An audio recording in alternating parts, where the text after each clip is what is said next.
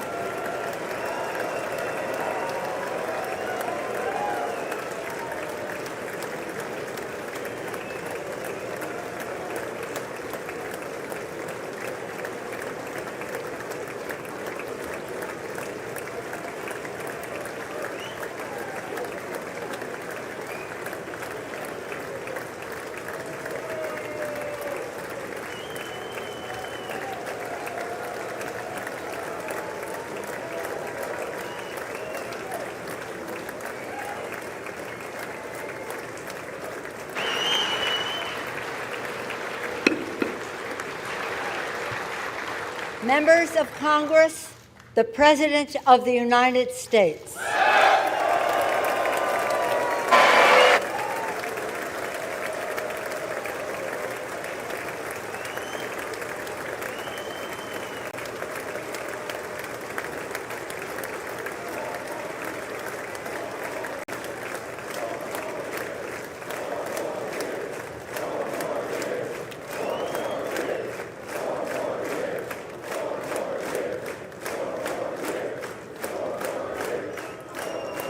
Thank you very much. Thank you. Thank you very much. Madam Speaker, Mr. Vice President, members of Congress, the First Lady of the United States,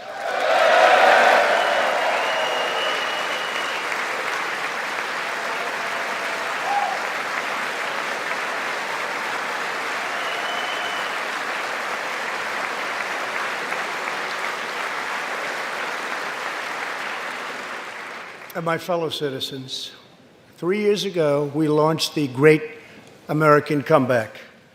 Tonight, I stand before you to share the incredible results. Jobs are booming, incomes are soaring, poverty is plummeting, crime is falling, confidence is surging, and our country is thriving and highly respected again.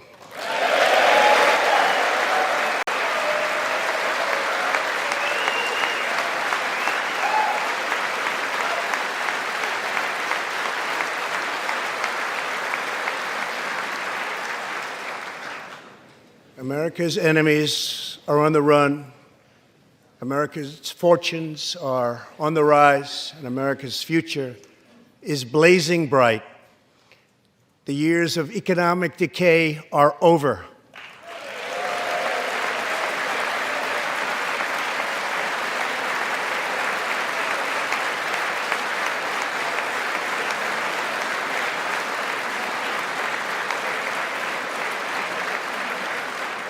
The days of our country being used, taken advantage of, and even scorned by other nations are long behind us.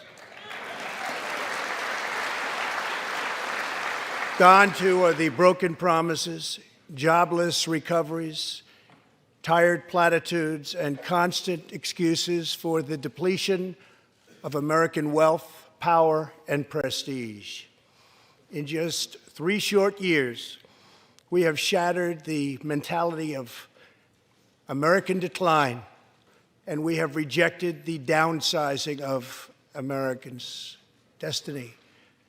We have totally rejected the downsizing. We're moving forward at a pace that was unimaginable just a short time ago, and we are never, ever going back.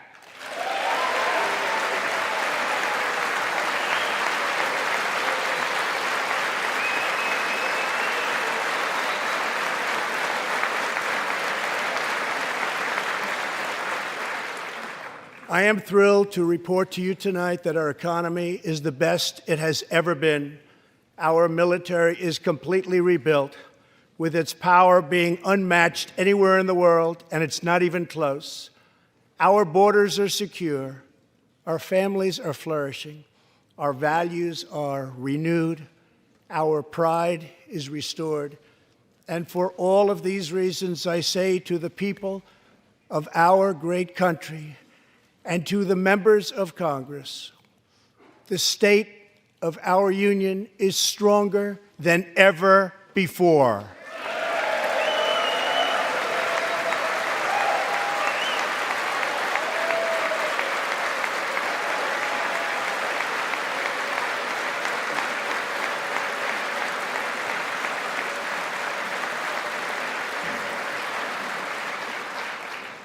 The vision I will lay out this evening demonstrates how we are building the world's most prosperous and inclusive society, one where every citizen can join in America's unparalleled success, and where every community can take part in America's extraordinary rise. From the instant I took office, I moved rapidly to revive the U.S. economy, slashing a record number of job-killing regulations, enacting historic and record-setting tax cuts, and fighting for fair and reciprocal trade agreements.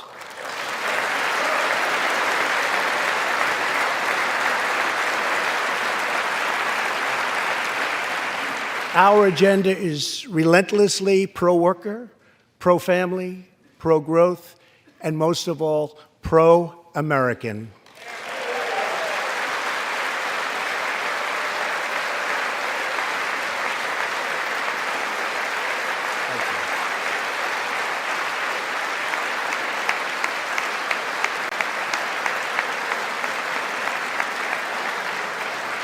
Thank you. We are advancing with unbridled optimism and lifting our citizens of every race, color, religion, and creed very, very high. Since my election, we have created 7 million new jobs, 5 million more than government experts projected during the previous administration.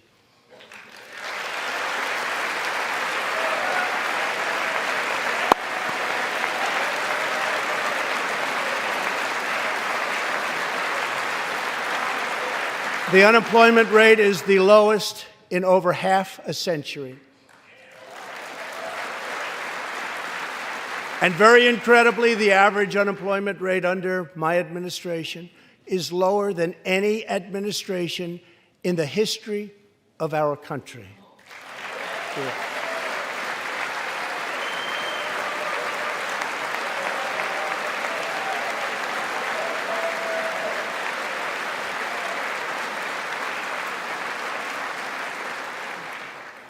If we hadn't reversed the failed economic policies of the previous administration, the world would not now be witnessing this great economic success.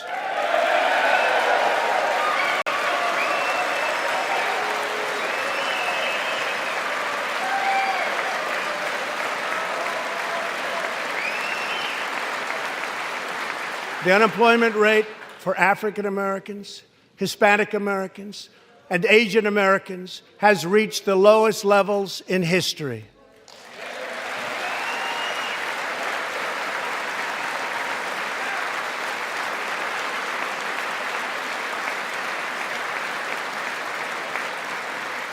African American youth unemployment has reached an all-time low. African American poverty has declined to the lowest rate ever recorded. The unemployment rate for women reached the lowest level in almost 70 years, and last year women filled 72% of all new jobs added.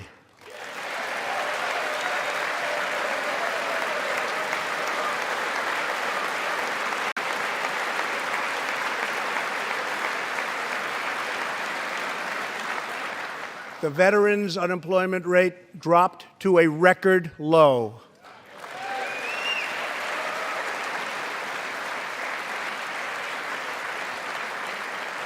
The unemployment rate for disabled Americans has reached an all-time low.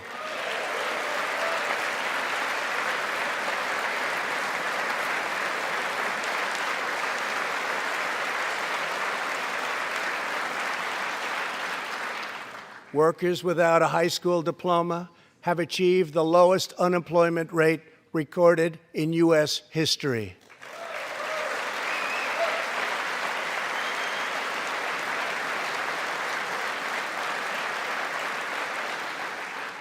A record number of young Americans are now employed.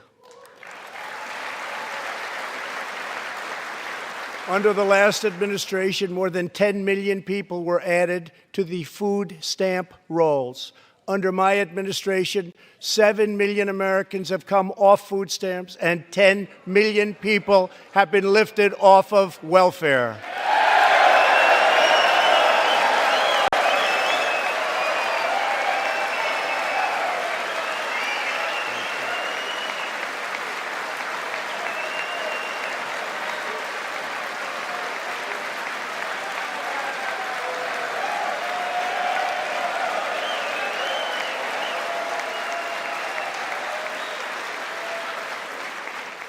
In 8 years under the last administration, over 300,000 working-age people dropped out of the workforce.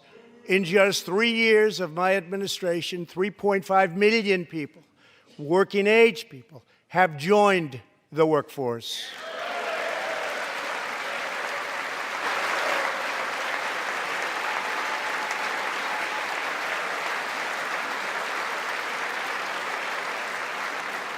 Since my election, the net worth of the bottom half of wage earners has increased by 47%, 3 times faster than the increase for the top 1%.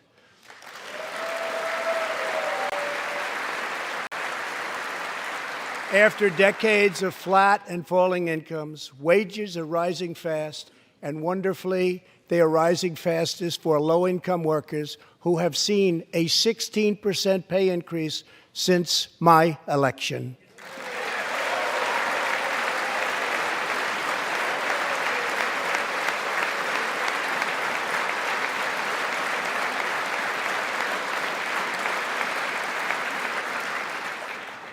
This is a blue-collar boom.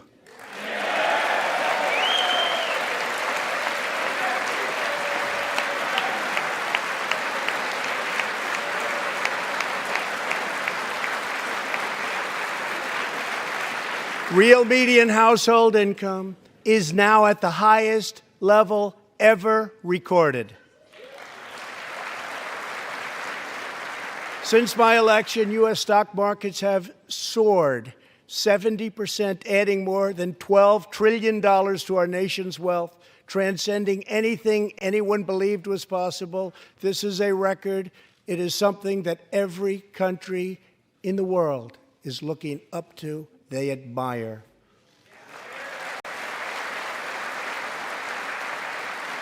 Consumer confidence has just reached amazing new highs.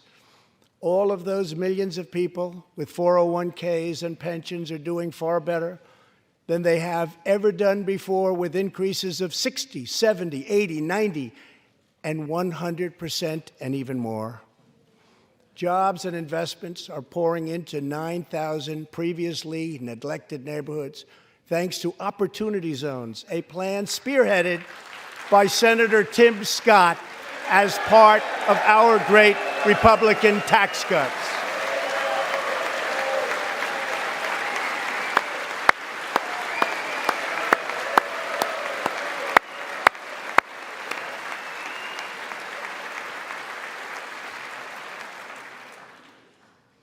In other words, wealthy people and companies are pouring money into poor neighborhoods or areas that haven't seen investment in many decades, creating jobs, energy, and excitement.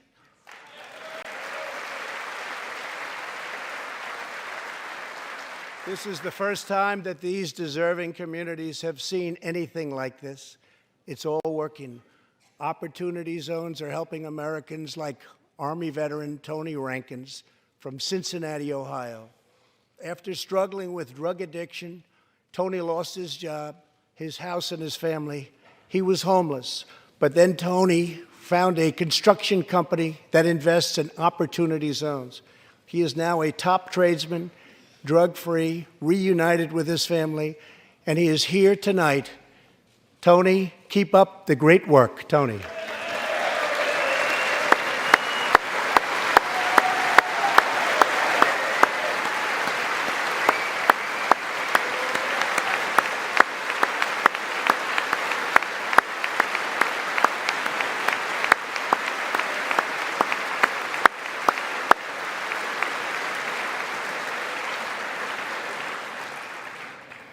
Thank you, Tony.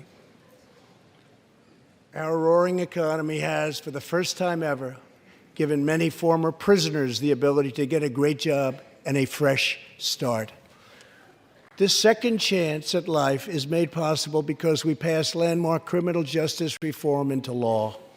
Everybody said that criminal justice reform couldn't be done, but I got it done, and the people in this room got it done.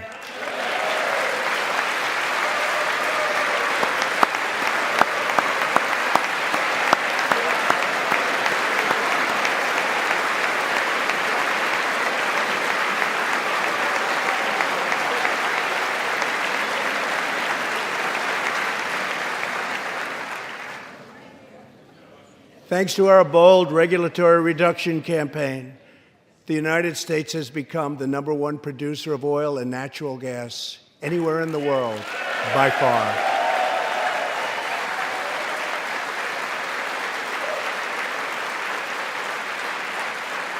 With the tremendous progress we have made over the past 3 years, America is now energy independent, and energy jobs, like so many other elements of our country, are at a record high.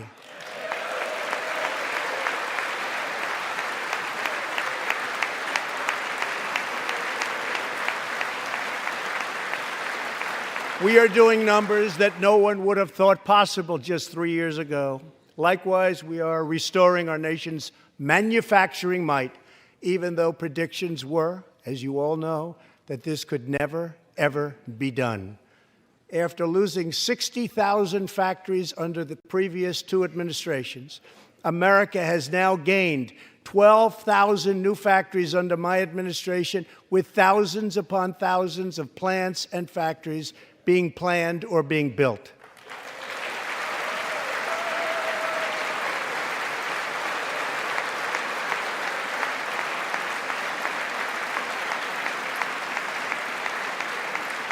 Companies are not leaving. They are coming back to the USA. The fact is that everybody wants to be where the action is, and the United States of America is indeed the place where the action is. One of the biggest promises I made to the American people was to replace the disastrous NAFTA trade deal.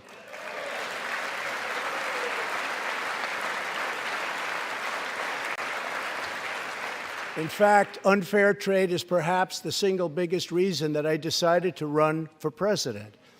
Following NAFTA's adoption, our nation lost 1 in 4 manufacturing jobs. Many politicians came and went, pledging to change or replace NAFTA, only to do so, and then absolutely nothing happened. But unlike so many who came before me, I keep my promises. We did our job.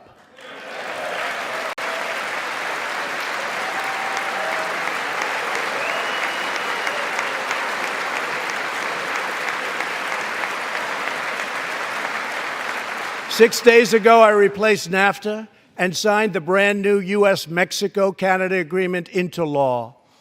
The USMCA will create nearly 100,000 new high-paying American auto jobs and massively boost exports for our farmers, ranchers, and factory workers.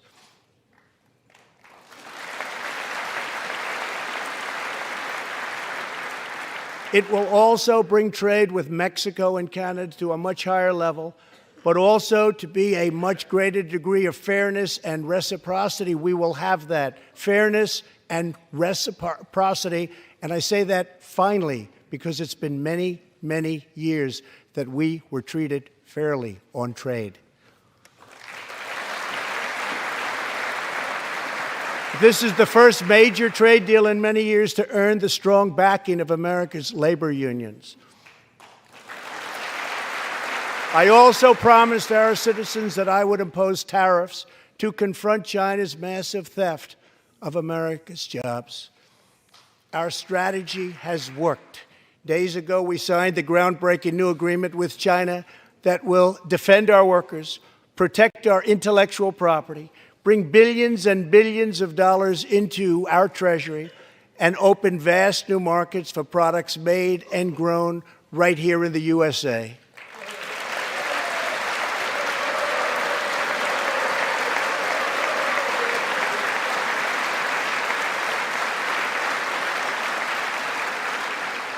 For decades, China has taken advantage of the United States. Now we have changed that. But at the same time, we have perhaps the best relationship we've ever had with China, including with President Xi. They respect what we've done because, quite frankly, they could never really believe that they were able to get away with what they were doing year after year, decade after decade, without someone in our country stepping up and saying, "That's enough."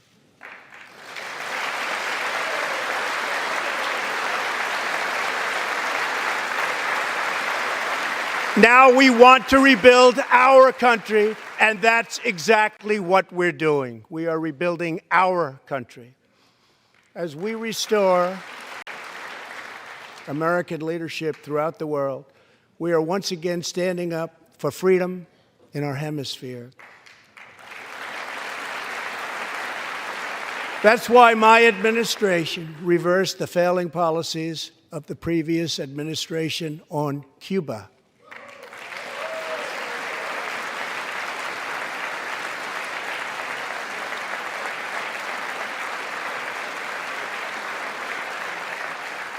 We are supporting the hopes of Cubans, Nicaraguans, and Venezuelans to restore democracy. The United States is leading a 59-nation diplomatic coalition against the socialist dictator of Venezuela, Nicolas Maduro.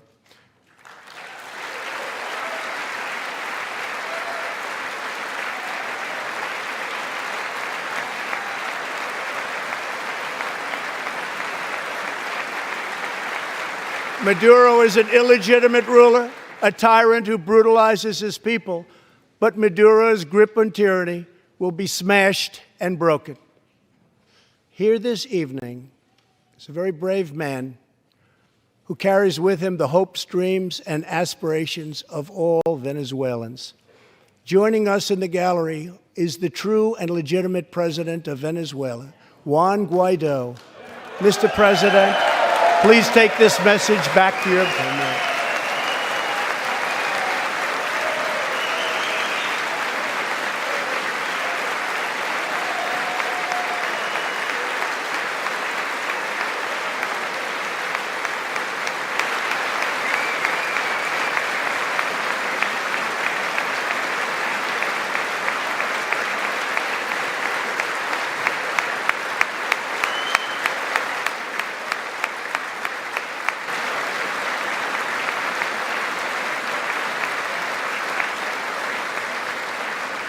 Thank you very much. Socialism destroys nations, but always remember, freedom unifies the soul.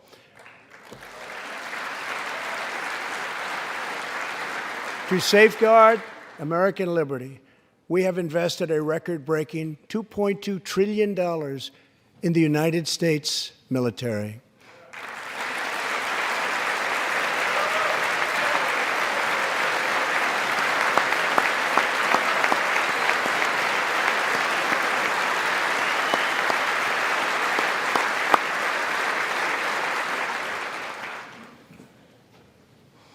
We have purchased the finest planes, missiles, rockets, ships, and every other form of military equipment, and it's all made right here in the USA.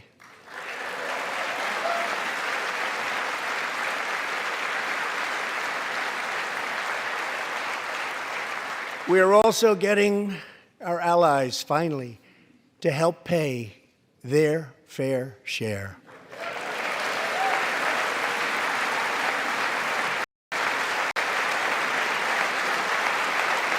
Obligations has more than doubled. And just weeks ago, for the first time since President Truman established the Air Force, more than 70 years earlier, we created a brand new branch of the United States Armed Forces. It's called the Space Force. Very important.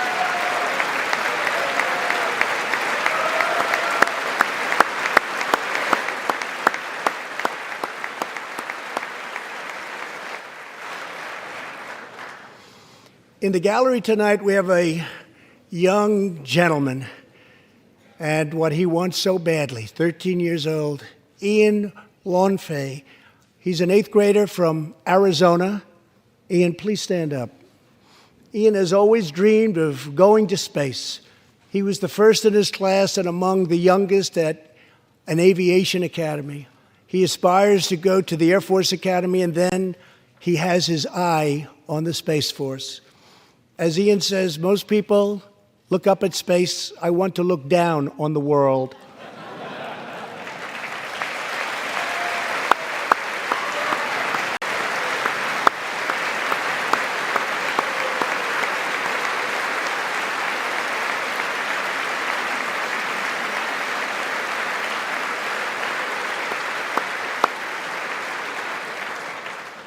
But sitting behind Ian tonight is his greatest hero of them all.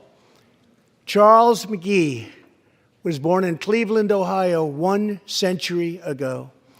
Charles is one of the last surviving Tuskegee Airmen, the first black fighter pilots, and he also happens to be Ian's great-grandfather.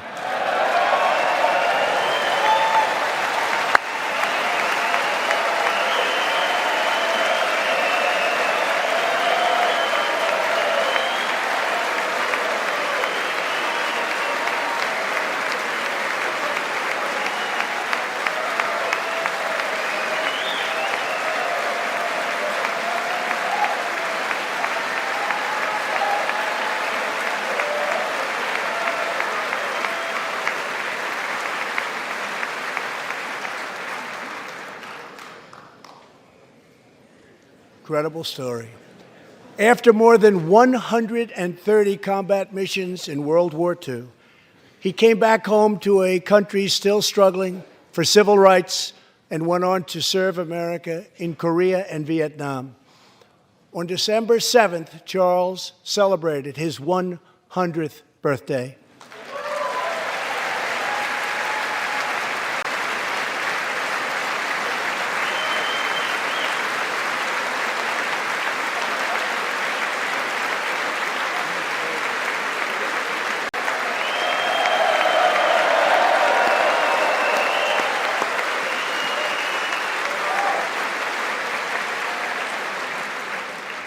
A few weeks ago, I signed a bill promoting Charles Magee to Brigadier General, and earlier today, I pinned the stars on his shoulders in the Oval Office. General Magee, our nation salutes you. Thank you, sir.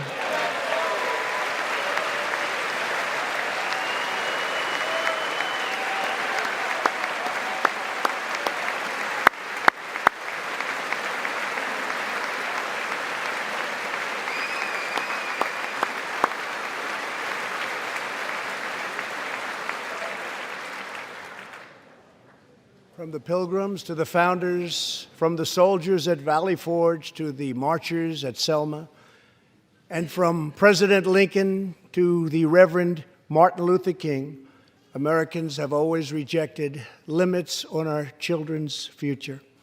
Members of Congress, we must never forget that the only victories that matter in Washington are victories that deliver for the American people.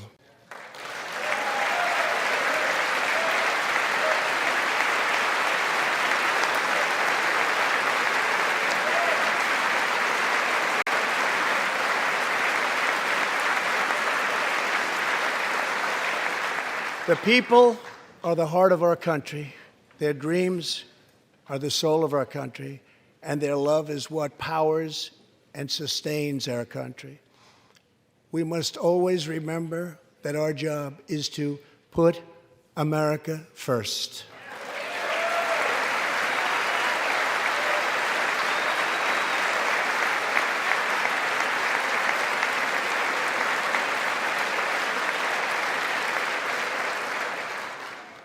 The next step forward in building an inclusive society is making sure that every young American gets a great education and the opportunity to achieve the American dream. Yet for too long, countless American children have been trapped in failing government schools. To rescue these students, 18 states have created school choice in the form of opportunity scholarships. The programs are so popular that tens of thousands of students remain on a waiting list. One of those students is Janiyah Davis, a 4th grader from Philadelphia. Janiyah.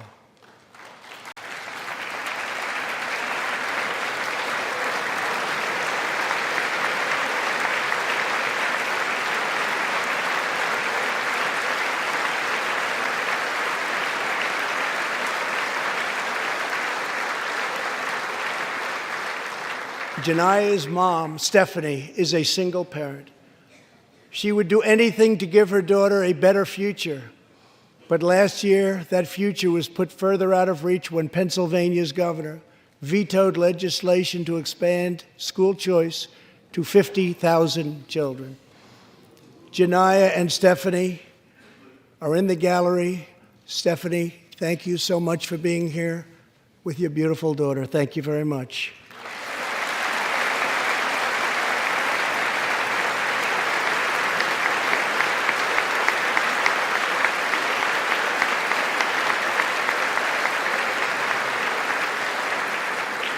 But Janiyah, I have some good news for you, because I am pleased to inform you that your long wait is over. I can proudly announce tonight that an Opportunity Scholarship has become available. It's going to you, and you will soon be heading to the school of your choice.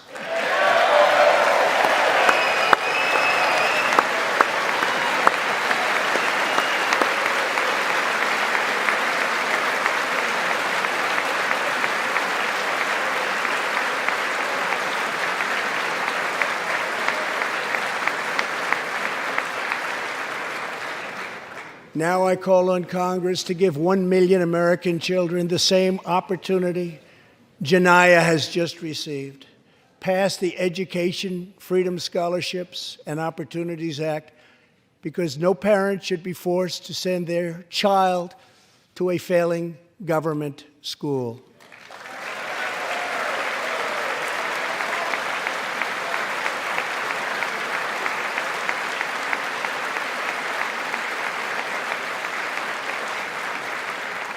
Every young person should have a safe and secure environment in which to learn and to grow. For this reason, our magnificent First Lady has launched the Be Best initiative to advance a safe, healthy, supportive, and drug-free life for the next generation, online, in school, and in our communities. Thank you, Melania, for your extraordinary love and profound care for America's children. Thank you very much.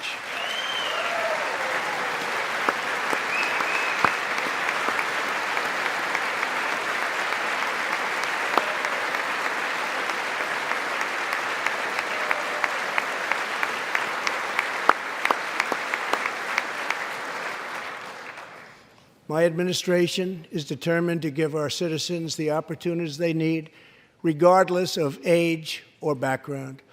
Through our pledge to American workers, over 400 companies will also provide new jobs and education opportunities to almost 15 million Americans. My budget also contains an exciting vision for our nation's high schools. Tonight, I ask Congress to support our students and back my plan to offer vocational and technical education in every single high school in America.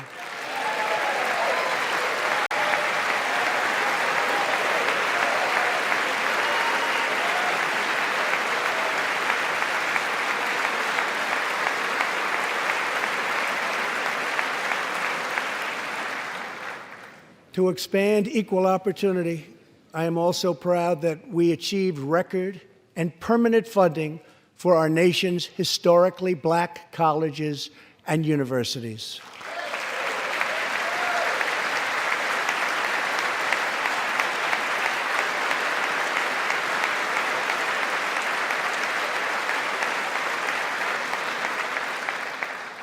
A good life for American families also requires the most affordable, innovative, and high-quality health care system on earth. Before I took office, health insurance premiums had more than doubled in just 5 years. I moved quickly to provide affordable alternatives. Our new plans are up to 60% less expensive and better.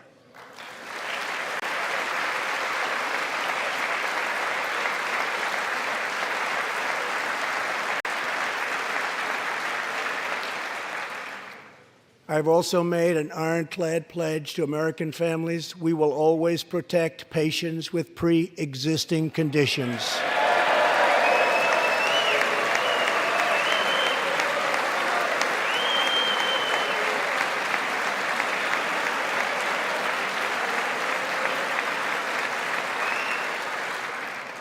And we will always protect your Medicare, and we will always protect your Social Security, always.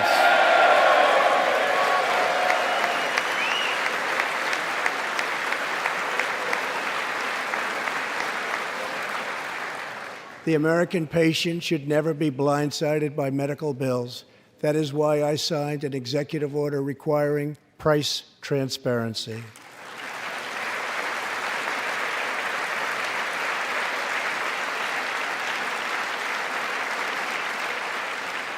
Many experts believe that transparency, which will go into full effect at the beginning of next year, will be even bigger than health care reform. It will save families massive amounts of money for substantially better care. But as we work to improve Americans' health care, there are those who want to take away your health care, take away your doctor, and abolish private insurance entirely. 132 lawmakers in this room have endorsed legislation to impose a socialist takeover of our health care system, wiping out the private health insurance plans of 180 million very happy Americans. To those watching at home tonight, I want you to know we will never let socialism destroy American health care.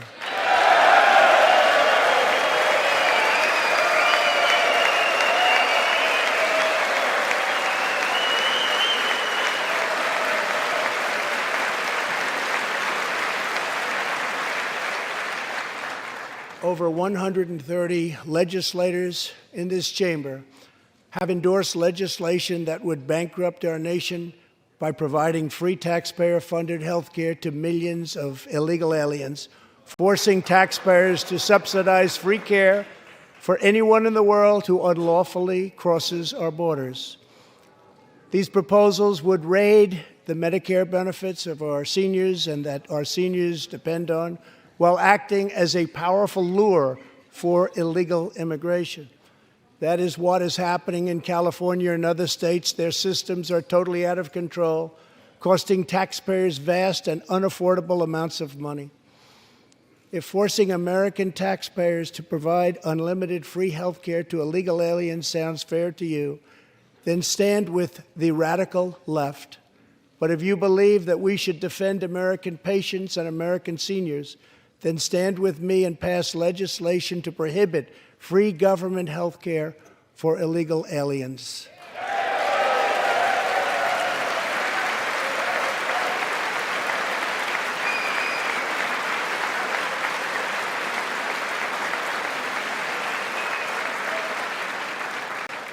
This will be a tremendous boon to our already very strongly guarded southern border, where, as we speak, a long, tall, and very powerful wall is being built.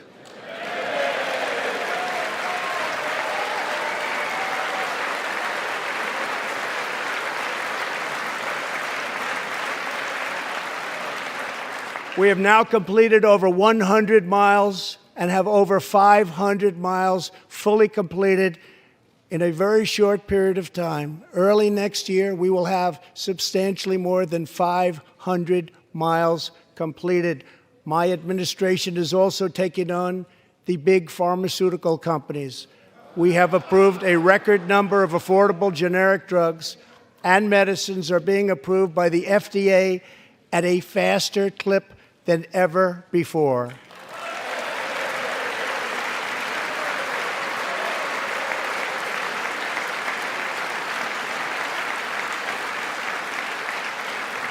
And I was pleased to announce last year that for the first time in 51 years, the cost of prescription drugs actually went down.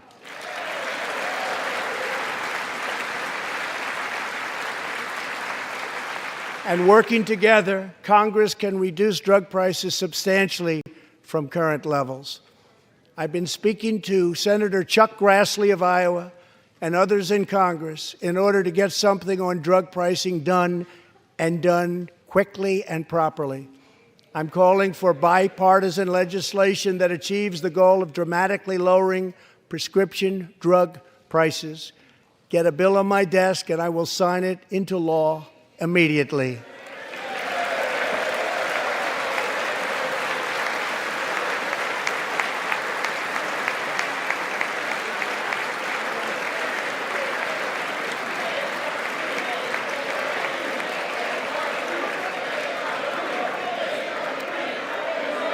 With unyielding commitment, we are curbing the opioid epidemic.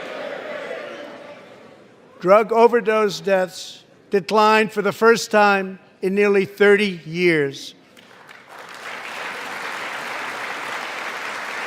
Among the states hardest hit, Ohio is down 22%, Pennsylvania is down 18%, Wisconsin is down 10%, and we will not quit until we have beaten the opioid epidemic once and for all.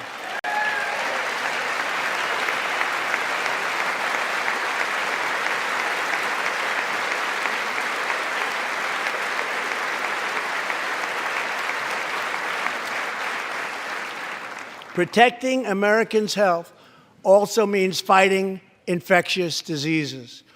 We are coordinating with the Chinese government and working closely together on the coronavirus outbreak in China. My administration will take all necessary steps to safeguard our citizens from this threat. We have launched ambitious new initiatives to substantially improve care for Americans with kidney disease, Alzheimer's, and those struggling with mental health. And because Congress was so good as to fund my request, new cures for childhood cancer, and we will eradicate the AIDS epidemic in America by the end of this decade.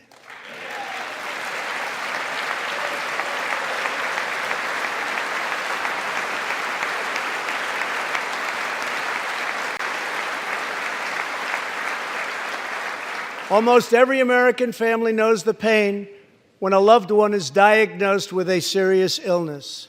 Here tonight is a special man, beloved by millions of Americans, who just received a stage 4 advanced cancer diagnosis.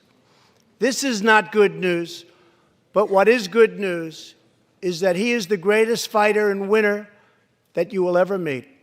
Rush Limbaugh, thank you for your decades of tireless devotion to our country.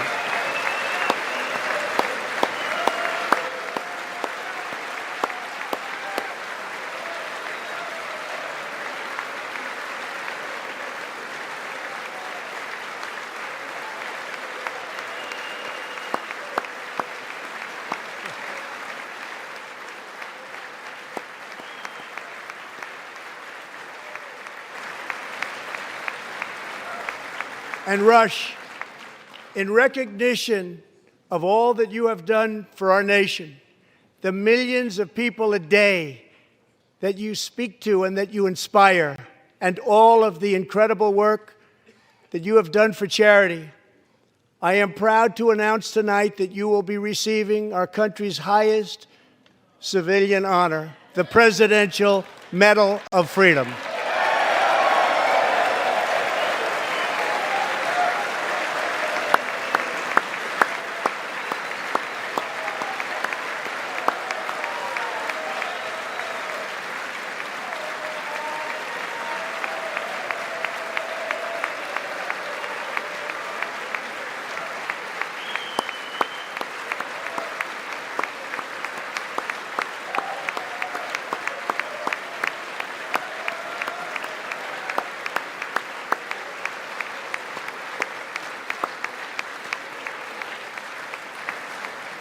I will now ask the First Lady of the United States to present you with the honor, please.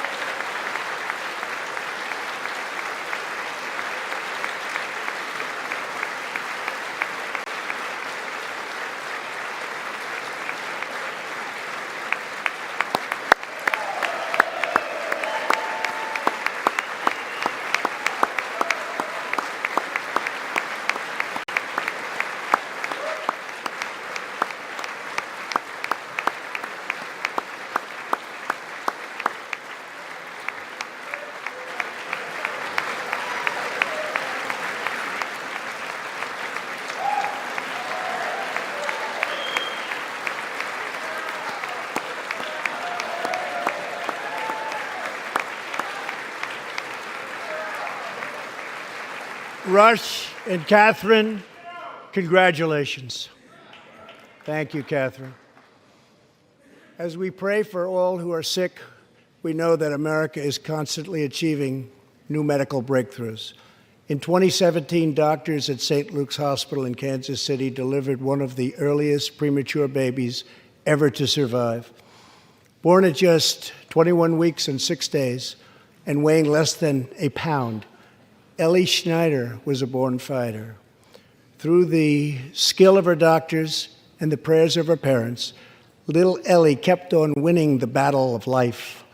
Today, Ellie is a strong, healthy 2-year-old girl sitting with her amazing mother, Robin. In the gallery, Ellie and Robin, we are glad to have you with us tonight.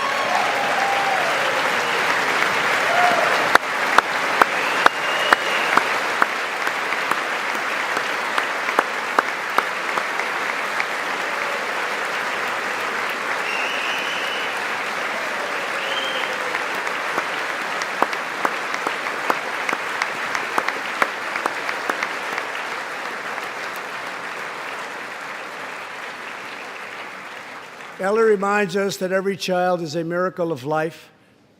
And thanks to modern medical wonders, 50% of very premature babies delivered at the hospital where Ellie was born now survive. It's an incredible thing. Thank you very much. Our goal should be to ensure that every baby has the best chance to thrive and grow just like Ellie. That is why I'm asking Congress to provide an additional $50 million to fund neonatal research for America's youngest patients.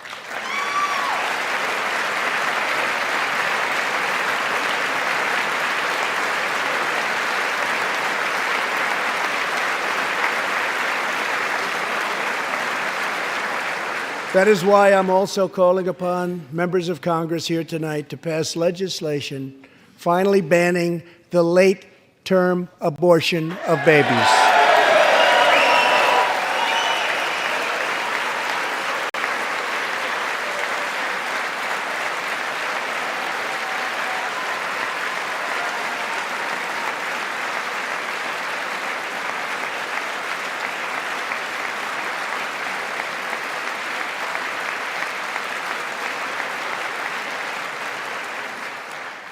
Whether we are Republican, Democrat, or Independent, surely we must all agree that every human life is a sacred gift from God.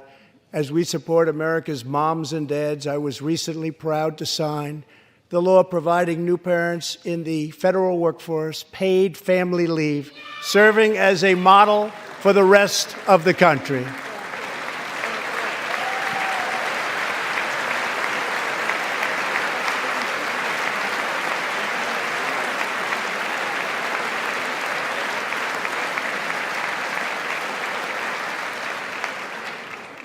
Now I call on Congress to pass the bipartisan Advancing Support for Working Families Act, extending family leave to mothers and fathers all across our nation.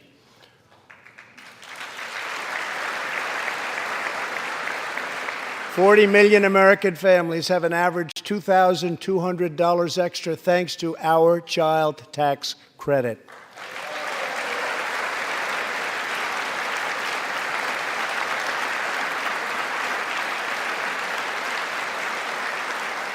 I've also overseen historic funding increases for high-quality child care, enabling 17 states to help more children, many of which have reduced or eliminated their wait lists altogether.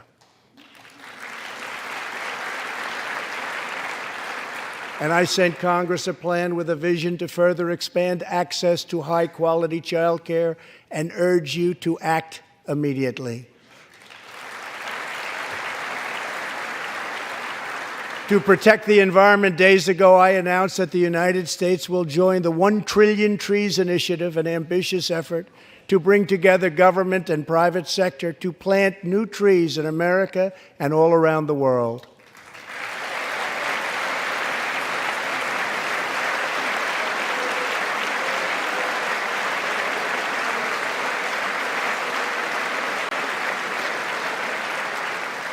We must also rebuild America's infrastructure.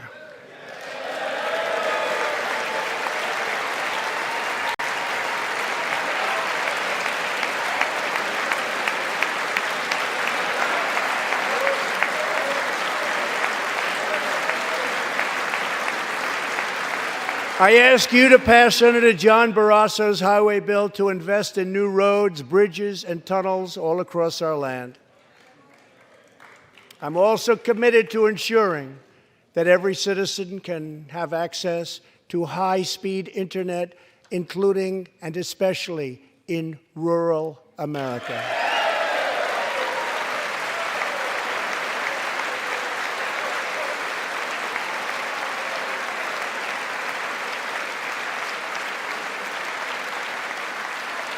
A better tomorrow for all Americans also requires us to keep America safe.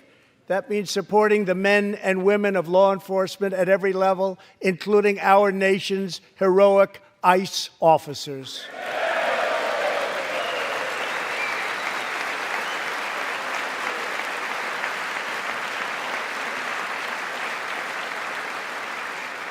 Last year, our brave ICE officers arrested more than 120,000 criminal aliens charged with nearly 10,000 burglaries, 5,000 sexual assaults, 45,000 violent assaults, and 2,000 murders.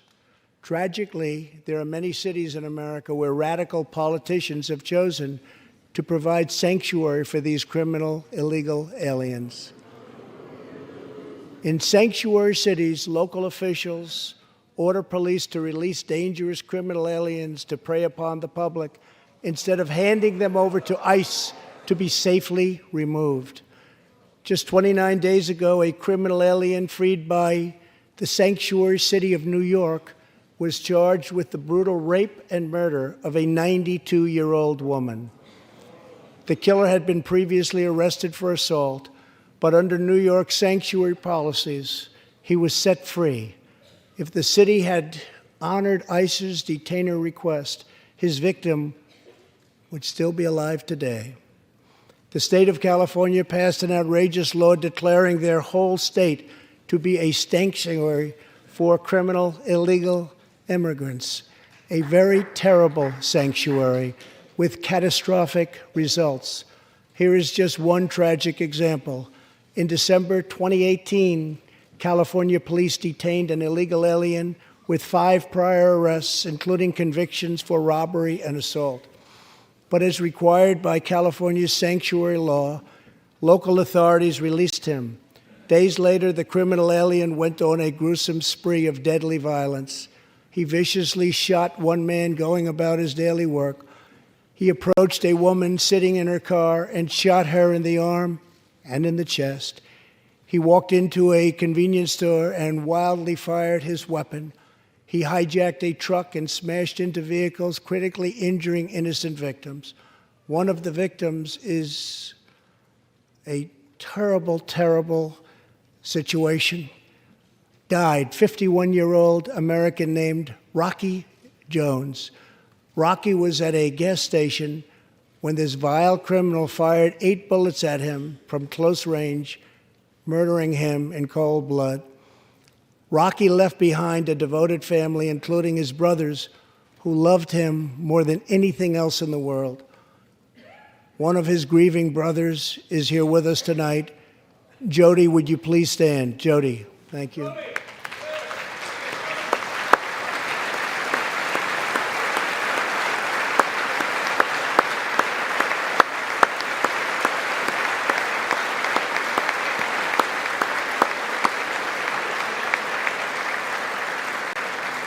Jody, our hearts weep for your loss, and we will not rest until you have justice.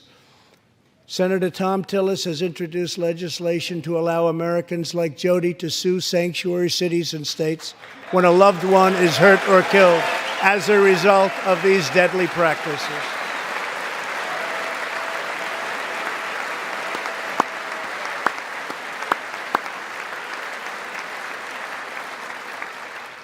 I ask Congress to pass the Justice for Victims of Sanctuary Cities Act immediately.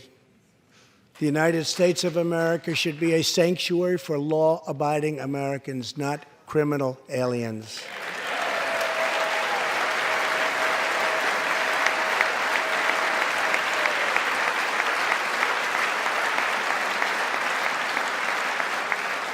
In the last 3 years, ICE has arrested over 5,000 wicked human traffickers, and I have signed 9 pieces of legislation to stamp out the menace of human trafficking domestically and all around the globe. My administration has undertaken an unprecedented effort to secure the southern border of the United States.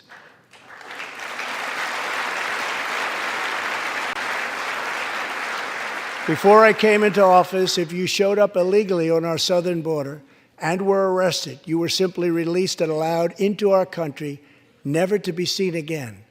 My administration has ended catch and release.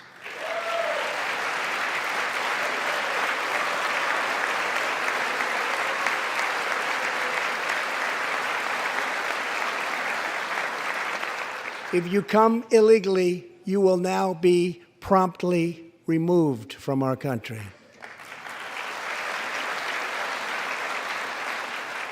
Very importantly, we entered into historic cooperation agreements with the governments of Mexico, Honduras, El Salvador, and Guatemala.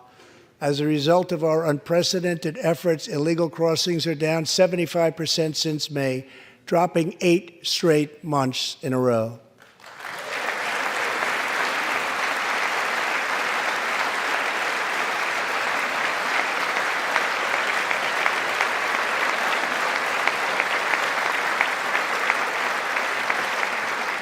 And as the wall rapidly goes up, drug seizures rise, and the border crossings are going down and going down very rapidly. Last year, I traveled to the border in Texas and met Chief Patrol Agent Raul Ortiz. Over the last 24 months, Agent Ortiz and his team have seized more than 200,000 pounds of poisonous narcotics, arrested more than 3,000 human smugglers, and rescued more than 2,000 migrants. Days ago, Agent Ortiz was promoted to Deputy Chief of Border Patrol, and he joins us tonight. Chief Ortiz, please stand.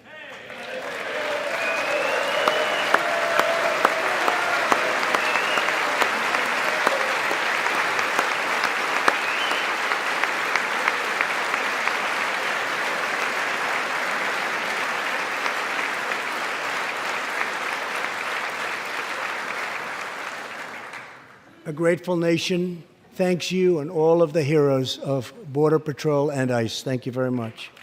Thank you. To build on these historic gains, we are working on legislation to replace our outdated and randomized immigration system with one based on merit, welcoming those who follow the rules, contribute to our economy, support themselves financially, and uphold our values.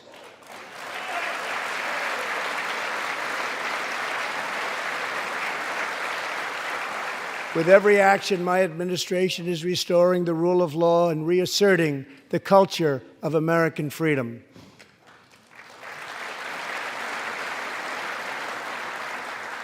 Working with Senate Majority Leader Mitch McConnell, thank you, Mitch,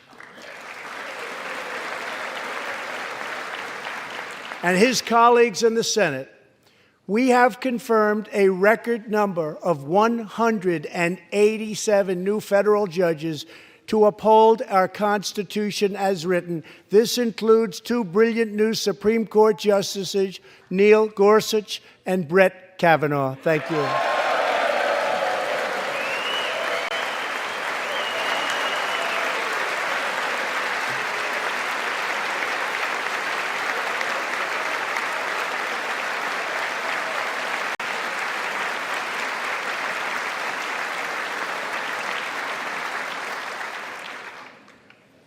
And we have many in the pipeline.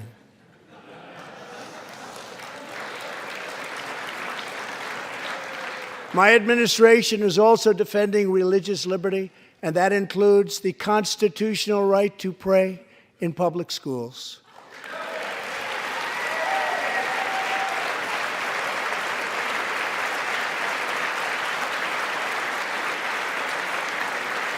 In America, we don't punish prayer.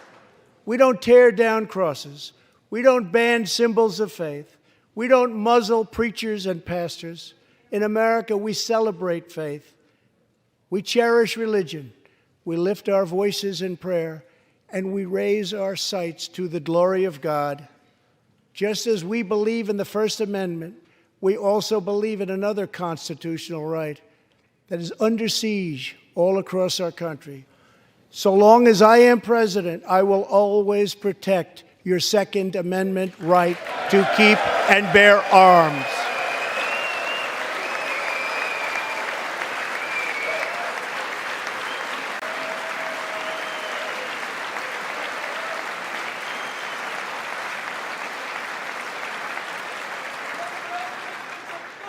In reaffirming our heritage as a free nation, we must remember that America has always been a frontier nation.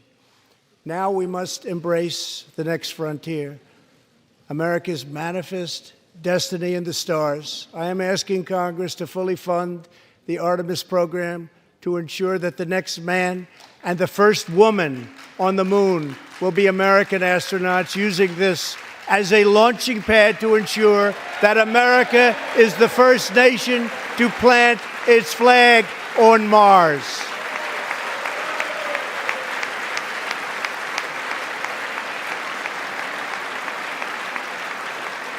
My administration is also strongly defending our national security and combating radical Islamic terrorism.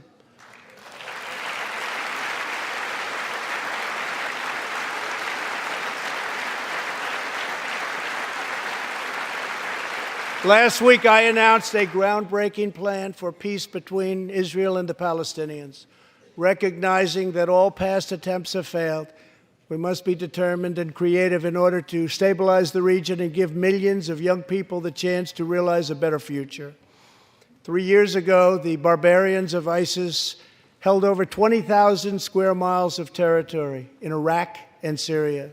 Today, the ISIS territorial caliphate has been 100% destroyed, and the founder and leader of ISIS, the bloodthirsty killer known as al-Baghdadi, is dead.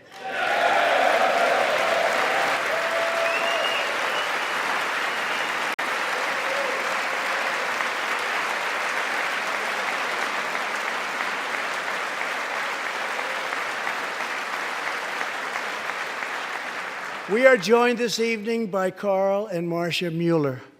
After graduating from college, their beautiful daughter, Carla, became a humanitarian aid worker. She once wrote, "Some people find God in church. Some people find God in nature. Some people find God in love. I find God in suffering. I've known for some time what my life's work is, using my hands as tools to relieve suffering."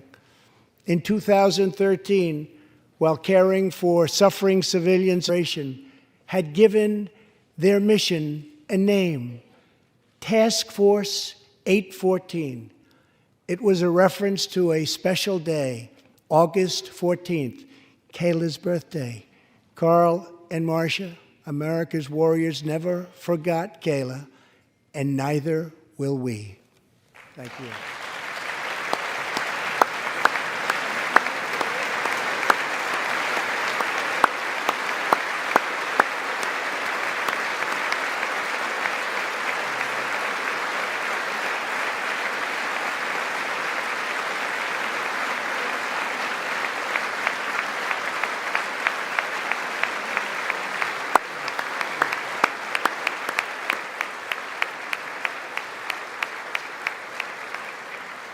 Every day, America's men and women in uniform demonstrate the infinite depth of love that dwells in the human heart. One of these American heroes was Army Staff Sergeant Christopher Hake. On his second deployment to Iraq in 2008, Sergeant Hake wrote a letter to his one-year-old son, Gage. "I will be with you again," he wrote to Gage. "I will teach you to ride your first bike, build your first sandbox, watch you play sports, and see you have kids also. I love you, son. Take care of your mother. I am always with you, Daddy. On Easter Sunday of 2008, Chris was out on patrol in Baghdad when his Bradley fighting vehicle was hit by a roadside bomb. That night, he made the ultimate sacrifice for our country. Sergeant Hake now rests in eternal glory in Arlington, and his wife, Kelly, is in the gallery tonight, joined by their son, who is now a 13-year-old and doing very, very well. To Kelly and Gage, Chris will live in our hearts forever. He is looking down on you now. Thank you.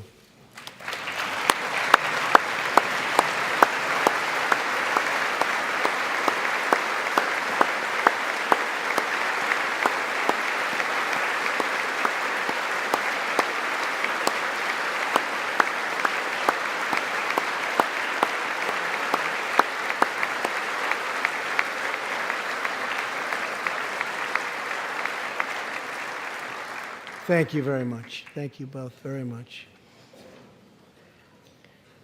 The terrorist responsible for killing Sergeant Hake was Qasem Soleimani, who provided the deadly roadside bomb that took Chris's life.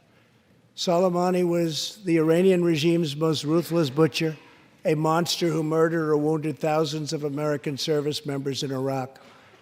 As the world's top terrorist, Soleimani orchestrated the deaths of countless men, women, and children. He directed the December assault and went on to assault U.S. forces in Iraq, was actively planning new attacks when we hit him very hard. And that's why last month, at my direction, the U.S. military executed a flawless precision strike that killed Soleimani and terminated his evil reign of terror forever.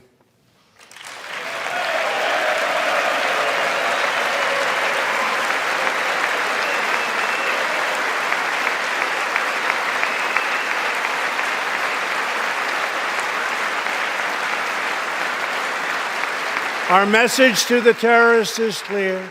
You will never escape American justice. If you attack our citizens, you forfeit your life.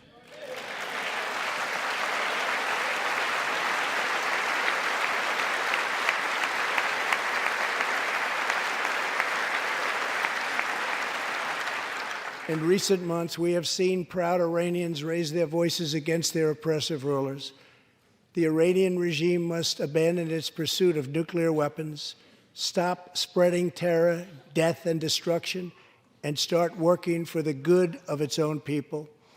Because of our powerful sanctions, the Iranian economy is doing very, very poorly.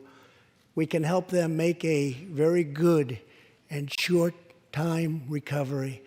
It can all go very quickly, but perhaps they are too proud or too foolish to ask for that help. We are here. Let's see which road they choose. It is totally up to them.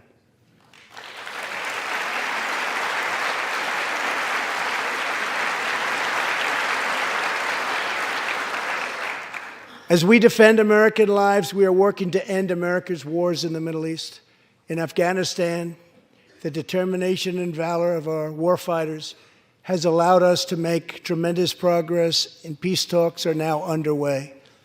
I am not looking to kill hundreds of thousands of people in Afghanistan, many of them totally innocent. It is also not our function to serve other nations as law enforcement agencies. These are warfighters that we have, the best in the world, and they either want to fight to win or not fight at all.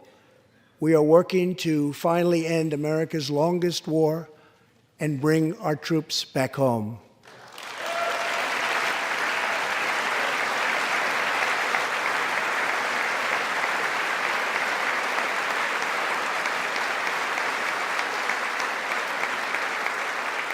War places a heavy burden on our nation's extraordinary military families, especially spouses like Amy Williams from Fort Bragg, North Carolina, and her two children, 6-year-old Eliana and 3-year-old Rowan. Amy works full-time and volunteers countless hours helping other military families. For the past 7 months, she has done it all while her husband, Sergeant First Class Townsend Williams, is in Afghanistan on his 4th deployment in the Middle East. Amy's kids haven't seen their father's face in many months. Amy, your family's sacrifice makes it possible for all of our families to live in safety and in peace, and we want to thank you. Thank you, Amy.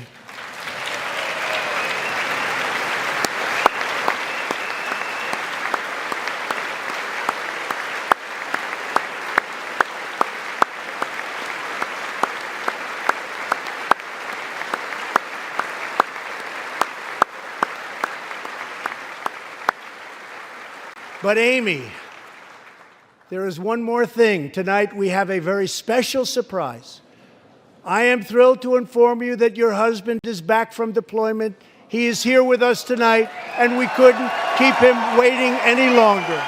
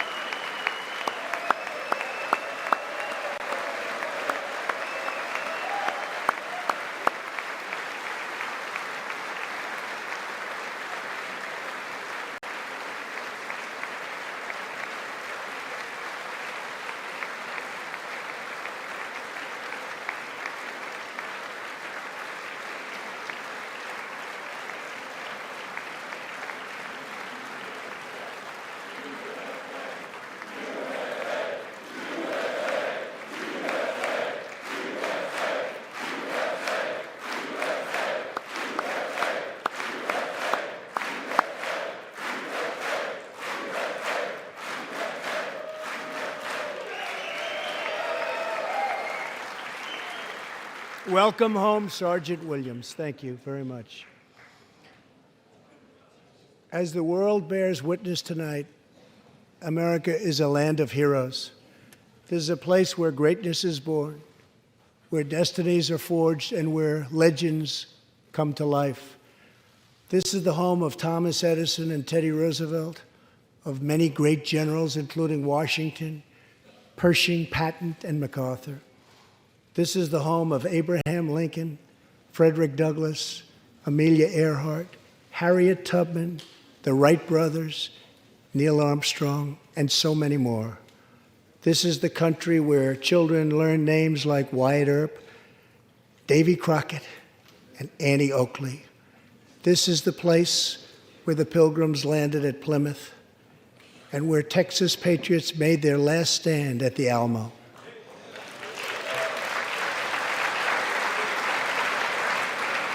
The beautiful, beautiful Alamo. The American nation was carved out of the vast frontier by the toughest, strongest, fiercest, and most determined men and women ever to walk on the face of the earth.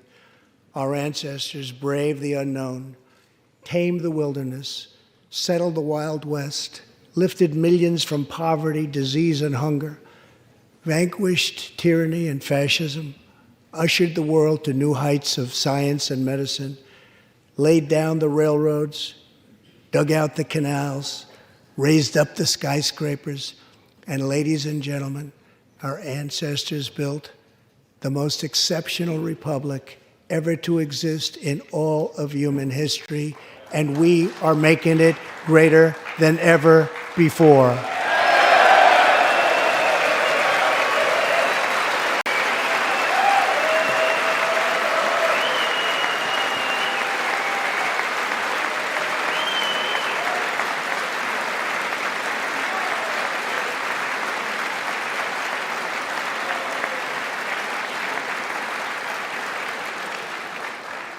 This is our glorious and magnificent inheritance. We are Americans. We are pioneers. We are the pathfinders. We settled the new world. We built the modern world. And we change history forever by embracing the eternal truth that everyone is made equal by the hand of Almighty God.